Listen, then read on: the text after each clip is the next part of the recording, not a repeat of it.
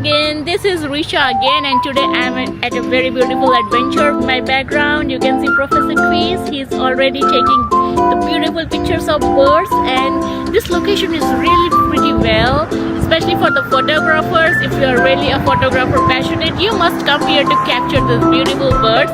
So slowly we are going to explore, and then we are going to see the spoonbills. I hope we get lucky enough to capture those beautiful spoonbills, which are going to stay just for a very short time in Taiwan. So yes, let's go rocking!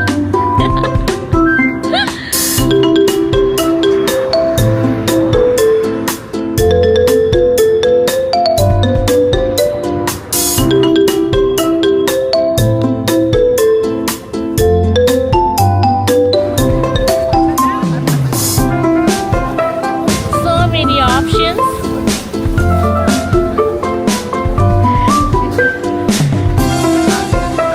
Oh, this vegetable, okay. Wow, yes, this for me.